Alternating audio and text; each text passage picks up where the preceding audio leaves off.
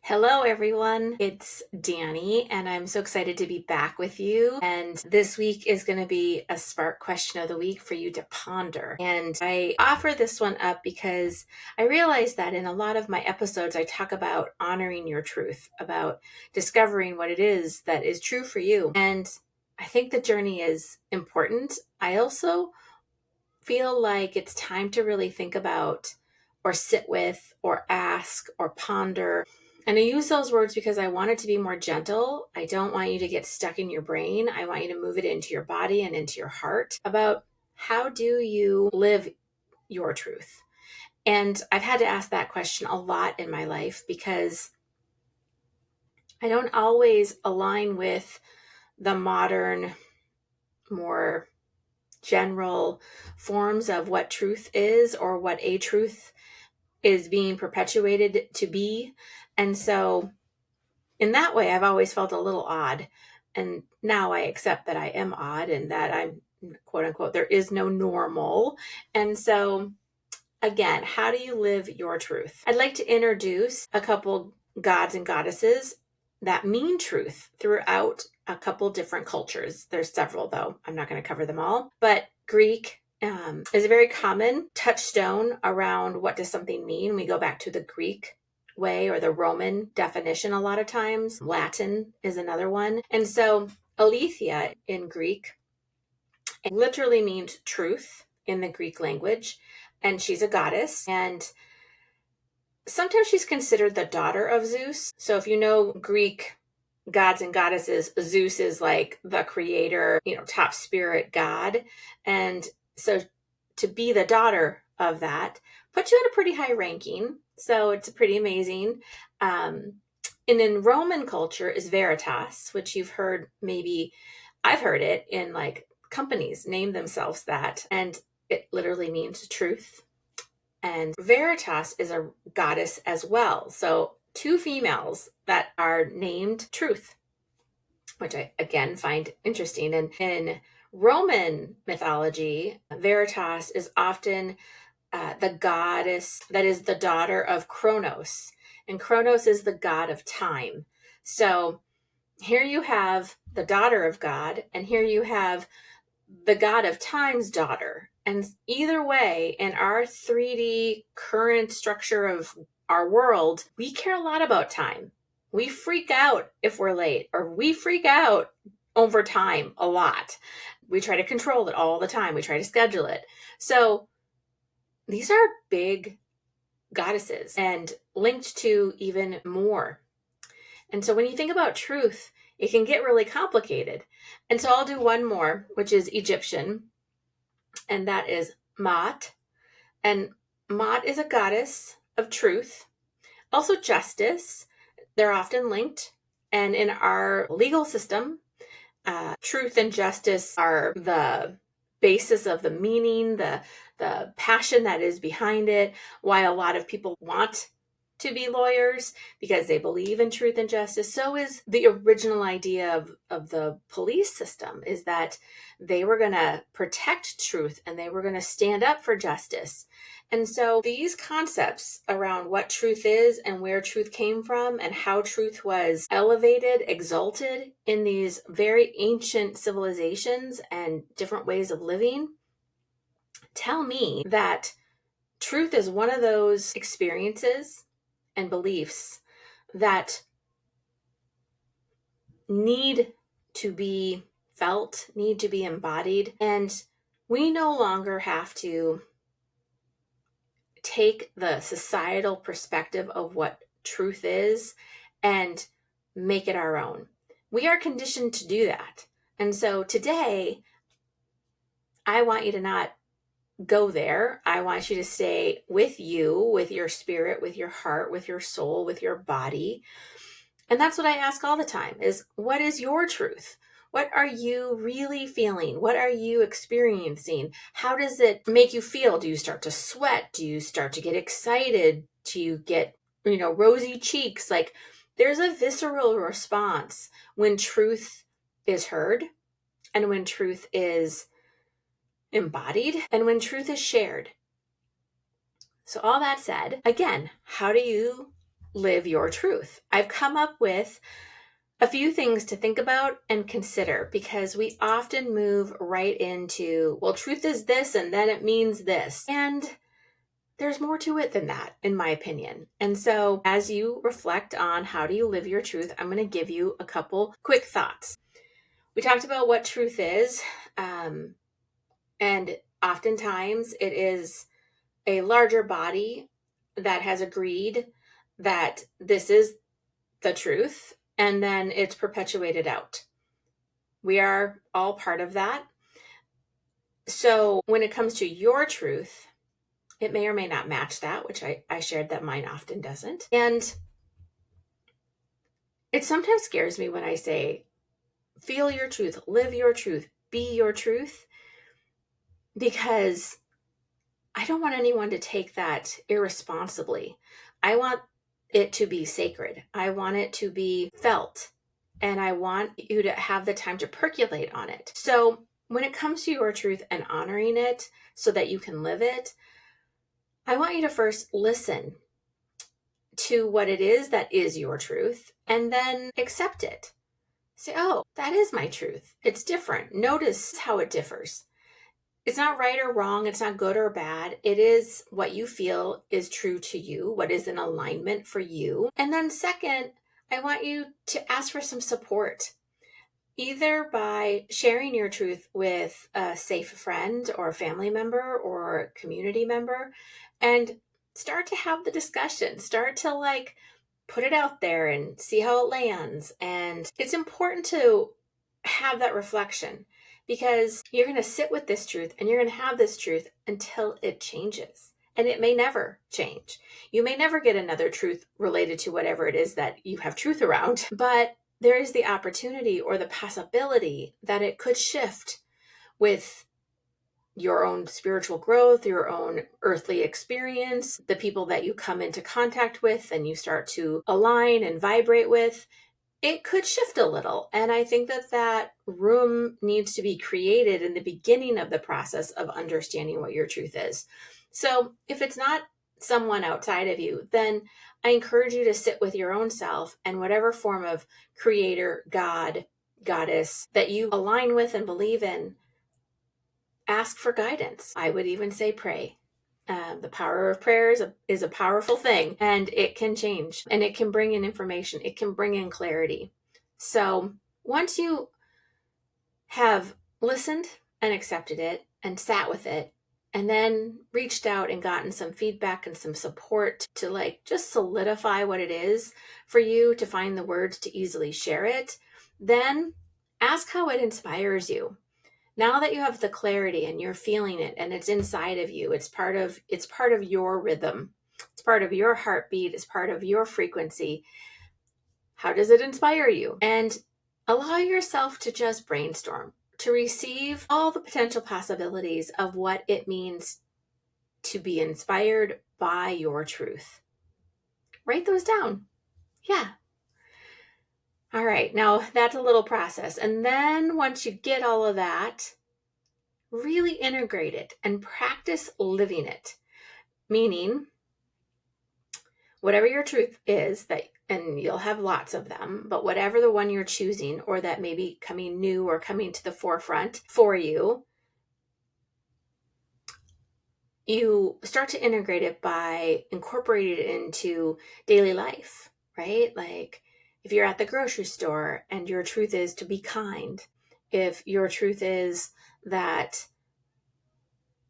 your emotions are critically important and you will not deny them, then what does that mean? And it might inspire you to be compassionate and kind to others.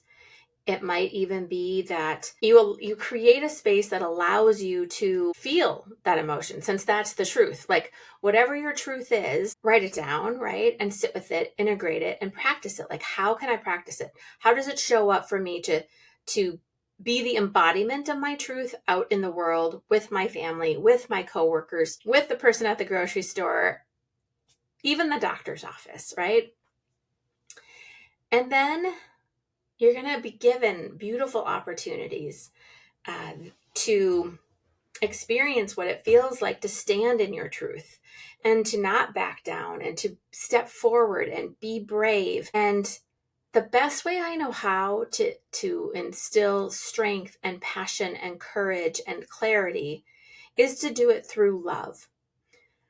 Because if you do it through fear, it often gets really contentious, very chaotic, where you are sparring with others. That is not why we're here.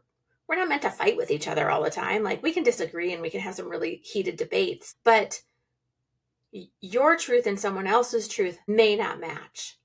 And so when you do it through love, because you're being loving towards yourself and you're sharing your truth, you have to let go of the expectation that someone else is going to get it, that someone else is going to be like, oh, that's my truth. They may not. They may not. And they might have very good reasons. And you know what? That's their journey. It has nothing to do with you. So you're going to have those opportunities, those situations where you're going to need to open your heart and trust the experience. So I want to share a story that recently happened to me in my life that I am still processing all of the opportunities that were part of it.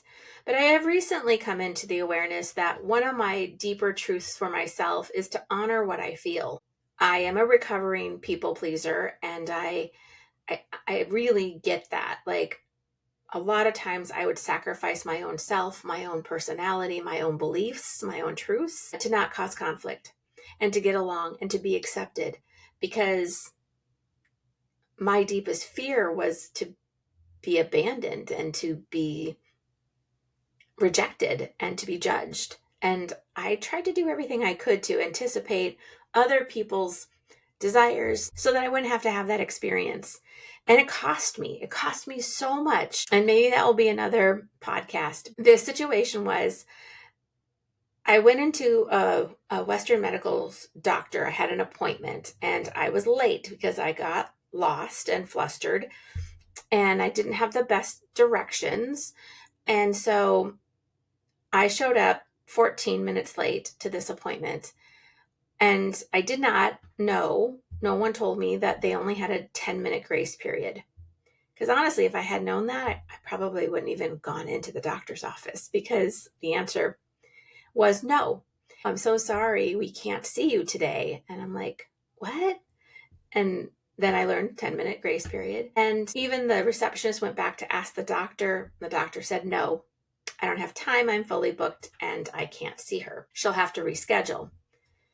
That was an issue because rescheduling was part of the reason I ended up at an office I had never been to before and a doctor I had never seen before, because availability for an appointment was 2.5 months out.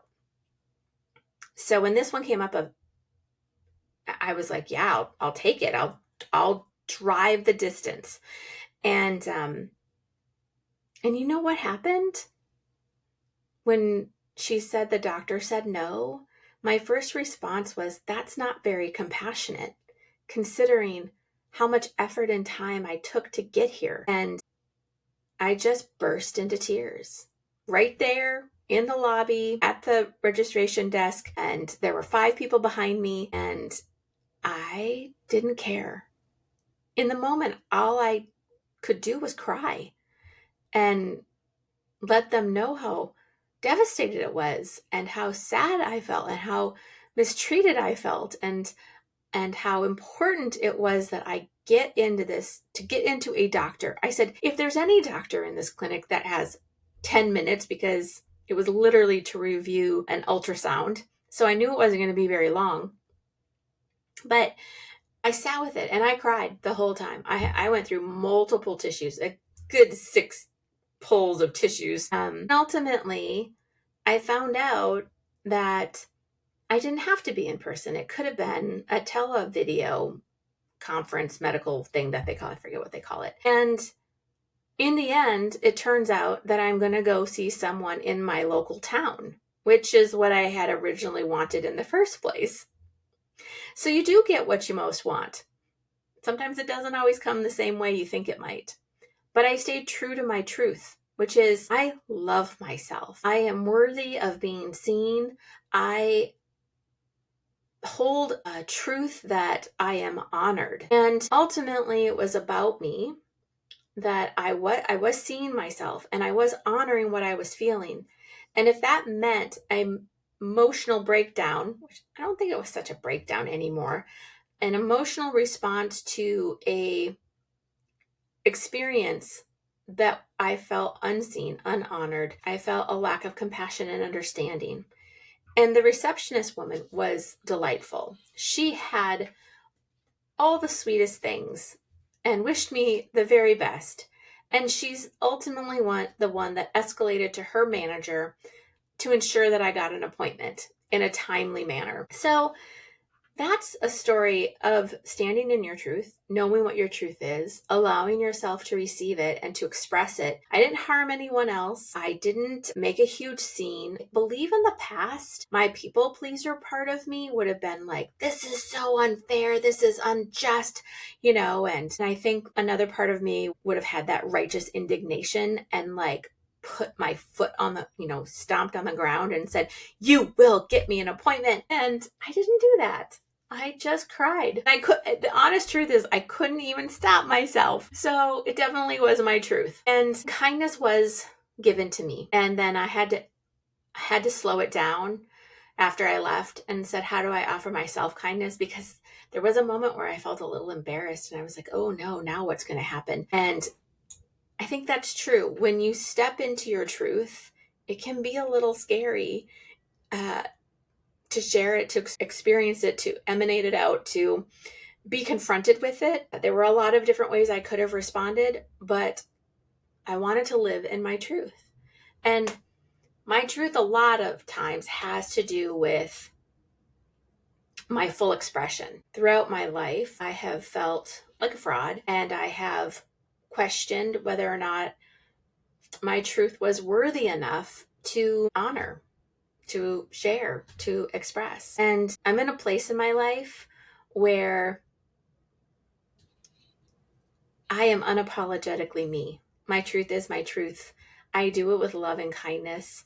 I try really hard. And maybe that's not even the right way to say it, but I spend time every day in my heart, opening up my heart to ensure that when I go out into the world or when I'm by myself, that love is flowing. And no matter what that truth is for you, even if it's a truth that I don't believe in or that I find vile, it's not my truth. So it's your truth.